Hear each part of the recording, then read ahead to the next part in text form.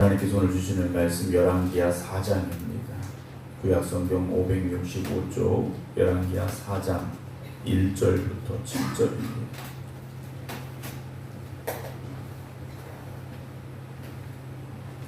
선지자의 제자들의 아내 중에 한 여인이 엘리사에게 부르짖어 이르되 당신의 종 나의 남편이 이미 죽었는데 당신의 종이 여호와를 경외한 줄은 당신이 아시는 바니이다. 이제 빚준 사람이 와서 나의 두 아이를 데려가 그의 종을 삼고자 하나이다 하니 엘리사가 그에게 이르되 내가 너를 위하여 어떻게 하랴? 네 집에 무엇이 있는지 내게 말하라. 그가 이르되 계집종의 집에 기름 한 그릇 외에는 아무것도 없나이다 하니 이르되 너는 밖에 나가서 모든 이웃에게 그릇을 빌리라. 빈 그릇을 빌리되 조금 빌리지 말고 너는 네 두 아들과 함께 들어가서 문을 닫고 그 모든 그릇에 기름을 부어서 차는 대로 옮겨 놓으라 하니라.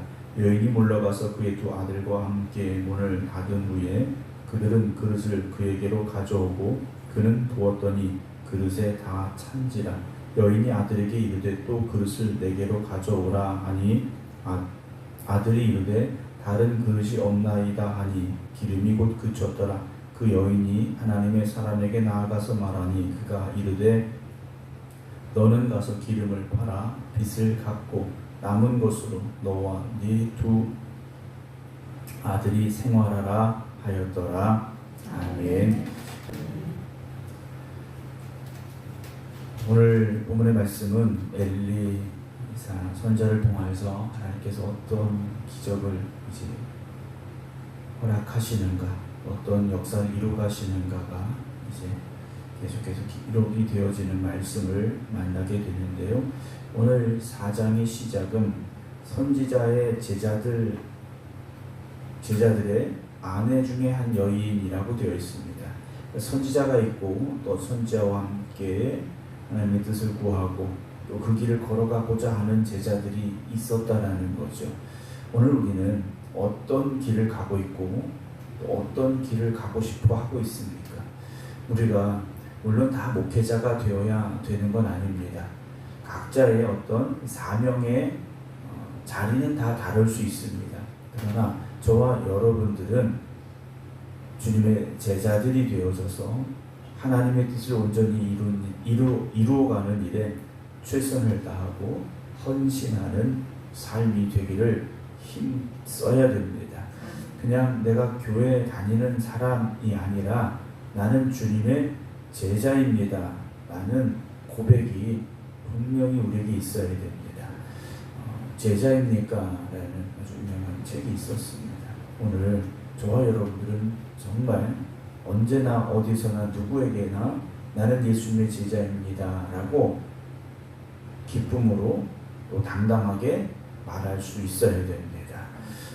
선지자의 제자들의 아내 중에 한 여인이 엘리사에게 찾아왔습니다. 그러면서 부르짖어 말합니다. 그러니까 그냥 말한 게 아니라 정말 절박한 상황에서 이 여인이 찾아온 건데요. 어떤 상황입니까? 당신의 종, 나의 남편이 이미 죽었다라고 되어 있습니다. 이 여인에게 남편이 있었는데 그 남편이 이미 죽은 겁니다. 그러니까 죽은 지 시간이 조금 지났는데 남편이 이 당시에 남편이 죽었다라는 것만으로도 이 여인에게는 힘든 삶이 펼쳐졌다라는 것을 우리가 어느 정도 생각할 수 있는 그런 상황인데요. 이 남편은 어떤 사람이었느냐? 당신의 종이 여호와를 경외하는 줄은 당신이 아시는 바입니다. 그래요. 엘리사가 보아도 죽은 그 선지자의 제자 이 여인의 남편은 하나님을 경외하는 사람이었다라는 거죠. 그러니까 누가 봐도 하나님을 경외하는 사람이었는데 이 사람이 죽은 겁니다. 하나님을 경외하는 사람도 죽을 수 있습니다. 하나님을 경외하는 사람도 암도 걸릴 수 있고요. 사고가 날 수도 있고요. 문제가 생길 수도 있습니다. 하나님을 경외하는 사람에게 아무런 문제도 없다라는 건 성경에서 말씀하고 있는 건 아닙니다. 믿음의 사람에게도 여전히 문제는 찾아오게 돼 있습니다. 이 여인이요, 남편이 죽었는데 엘리사에게 왔어요. 왜 왔는가? 이거 이야기하러 온 게 아닙니다. 그 다음에 나오죠. 이제 빚 준 사람이 와서 나의 두 아이를 데려가 그의 종을 삼고자 합니다. 그랬어요. 가정 형편이 그리 좋지는 않았던 것 같습니다. 빚을 내서 살고 있었는데 이 빚이 남편이 살아있을 때 빚인지 아니면 남편이 죽고 난 뒤에 빌린 빚인지는 정확히 알 수는 없습니다. 왜냐하면 시간이 조금 지났기 때문에. 그런데 빚을 빌려 썼는데, 돈을 빌려 썼는데 문제는 갚을 능력이 없는 상황인 거죠. 급해서 돈을 빌렸는데 돈을 갚아갈 여유가 또 능력이 이 여인에게는 없는 겁니다. 그래서 돈을 빌려준 사람이 쫓아온 겁니다. 빚을 못 갚아? 그럼 두 아들이 있으니까 내놔라. 내가 그 아이들 데려다가 내 종으로 삼겠다라고 지금 이 여인의 상황이 이렇게 악화된 겁니다. 남편 죽었죠.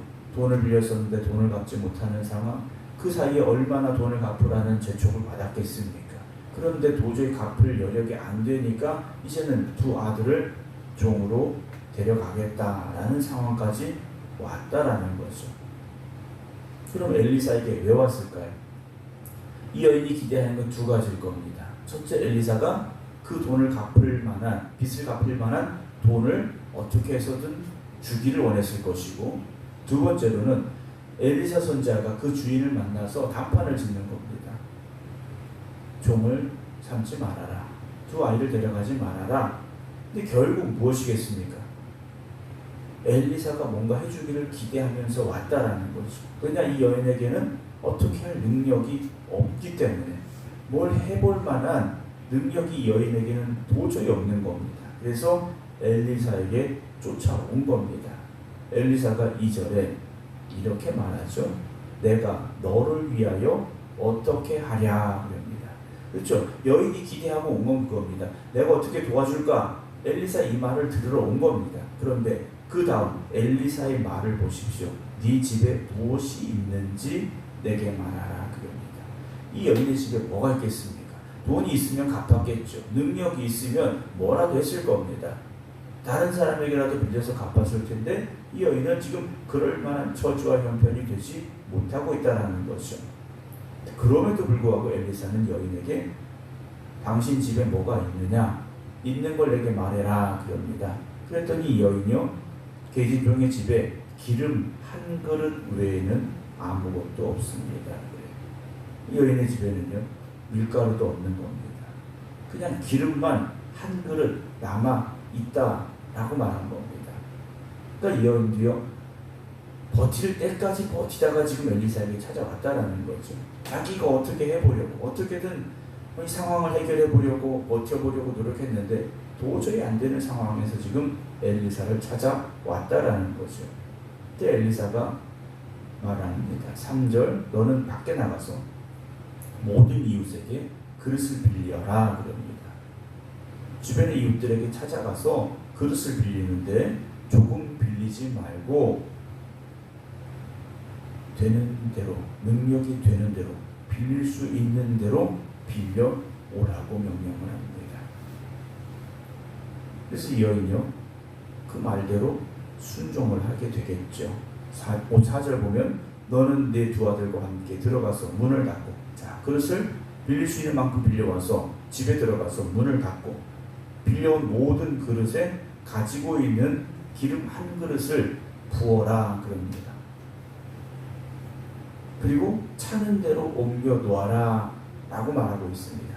우리는 이 말씀을 알고 있습니다. 그러나 이 여인은 난생 처음 겪는 상황이고, 내가 한 그릇밖에 없는데 빌려온 그릇에 기름을 붓고 차면 또 다른 그릇에 붓고, 이게 가능한 일이겠습니까? 여러분, 이게 가능하다고 생각하십니까? 근데 여인이요, 어떻게 합니까? 5절, 여인이 물러가서 하고 되어 있습니다. 우리 같으면 이게 말이 됩니까? 라고 할 수 있는 상황이에요. 지금 내게 필요한 건 당장 돈입니다.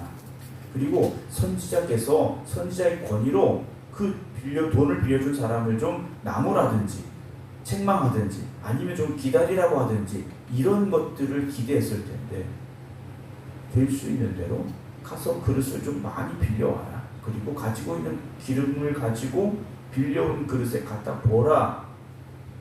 이게 말이 되겠느냐는 거죠. 근데 여인이 어떻게 합니까? 물러가서, 그래서 아무 말 하지 않았어요. 물러가서 그의 두 아들과 함께 문을 닫은 후에 그들은 그릇을 그에게로 가져오고 그는 부었더니 그릇에 다 찼다라고 되어 있습니다. 우리는 기적이라고 분명히 말합니다. 그런 기적은 어떻게 일어났는가라는 거죠. 문제를 가지고 하나님 앞에 갔습니다. 우리가 기대하는 건 지금 나에게는 있는 것이 없으니 없는 것이 나에게 채워지기를 원합니다. 근데 여인에게 보면 있는 것 가지고 하나님께서 역사하셨음을 보게 되죠. 여러분, 우리가 살아가면서 우리는 나에게 없는 것 때문에 고민하고 없는 것 때문에 문제가 됩니다.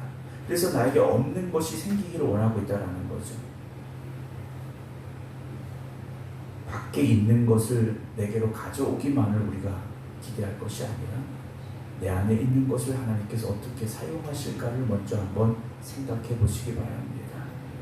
물론 오늘 여러분 집에 가셔서 집에 있는 그릇에 기름을 부어서 그것이 차고 또 차고 또 차고 계속해서 채워지느냐, 그 말씀은 아닙니다. 그러나 하나님의 말씀에 믿음으로 순종해 나아간다면 여러분들의 삶에도 분명히 이런 기적이 일어나게 됨을 믿으시기 바랍니다. 순종했습니다. 그리고 순종의 결과는 기적이었습니다. 복음서에 나오는 주님의 기적 역시 필요한 것이 한 가지 있었습니다. 기적의 대상자들의 순종이었다는 거죠. 순종하는 곳에 하나님의 능력이 나타났습니다. 오늘도 기적의 법칙은 달라지지 않았습니다. 우리가 하나님 앞에 나아갈 때 하나님의 말씀에 순종하고 그 순종은 믿음의 순종이 되어져야 되고 전적인 순종이 되어져야 됩니다. 그때 하나님은 동일하게 역사하시고 능력으로 함께 하심을 믿으시기 바랍니다. 이 여인이 빌려온 그릇에 기름이 다 찼습니다. 그런데 이 여인이 그 다음에 어떻게 했느냐라는 거죠. 7절 봅니다. 그 여인이 하나님의 사람에게 나갔습니다. 여러분, 이미 우리가 보기엔 다 된 거지 않습니까? 기름이 넘쳐나게 그 집에 가득한 겁니다. 그러면 우리는 어떻게 될까요? 그 다음, 야, 기름이 많이 생겼다. 우리가 당연히 그 다음 나오는 게 뭔가, 야, 기름 갖다 팔자. 그러면 돈이 될 거야. 생각할 수 있죠. 그리고 그렇게 움직였을 겁니다. 이 여인은 엘리사에게 다시 갔습니다.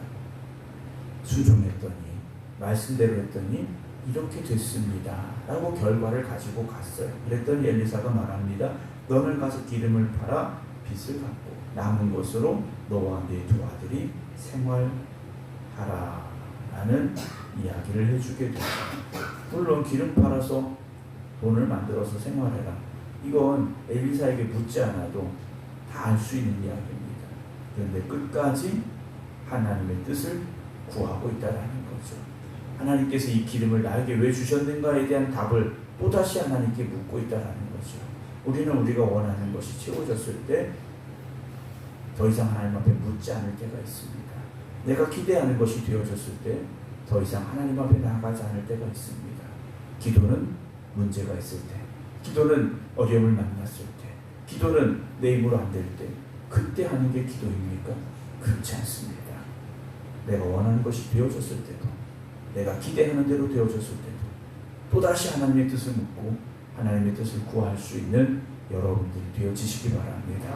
그럴 때 여러분들의 삶은 하나님의 은혜가 멈추지 않을 것이고 하나님의 도우심이 멈추지 않을 것이고 하나님의 역사하심이 그치지 않을 것임을 여러분 믿음으로 기대하시기 바랍니다. 오늘 또다시 우리는 하나님 앞에 묻습니다.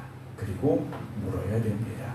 하나님의 뜻이 온전히 이루어지는 삶이 되어질 때 그곳에 하나님의 역사하심과 하나님의 통치하심이 있음을 믿으시고 오늘도 끝까지 하나님 앞에 나가 믿음으로 기도하는 우리 모두가 되어지기를 주님의 이름으로 축원합니다. 기도하겠습니다. 하나님 앞에 나아가 기도하는 하나님의 자녀들을 붙잡아 주시옵소서. 우리가 연약하기에 또 우리의 연약함을 알기에 하나님 앞에 나아가 엎드릴 수밖에 없음을 고백합니다. 우리가 엎드려 기도하는 그 자리에 하나님이 응답하시고 하나님이 역사심을 또한 믿습니다. 하나님께서 함께하여 주시는 우리의 삶이 되어져야 됨을 우리가 고백하기에 오늘도 이 새벽, 비바람이 치는 새벽이지만 이 성전에서 또 각자의 믿음의 제단 앞에서 하나님 앞에 간절히 간구하며 기도합니다. 우리의 현실을, 우리의 아픔을 내려놓고 하나님 앞에 기도합니다. 하나님, 기도하는 이들의 기도에 응답하여 주시옵소서. 하나님 함께하여 주시옵소서. 하나님 역사하여 주시옵소서. 끝까지 하나님 앞에 기도하는 저희를 되게 하시고 오늘 또다시 하나님의 뜻을 구하며 하나님 앞에 나온 이들을 붙잡아 주시옵시사. 저들의 삶에 하나님의 마르지 아니하는 은혜가 있게 하여 주시옵시고 멈추지 아니하는 기적이 있게 하여 주시옵소서. 오늘도 하나님의 도우심을 구합니다. 하나님의 은혜를 구합니다. 하나님 함께하여 주시옵소서. 이제는 우리 주 예수 그리스도의 은혜와 아버지 하나님의 극진하신 사랑하심과 성령님의 감동 감화 교통하심이 오늘 또다시 하나님 앞에 엎드립니다. 기도드리는 모든 성도들 위해 이제부터 영원토록 함께 하시기를 간절히 축원하옵나이다. 아멘.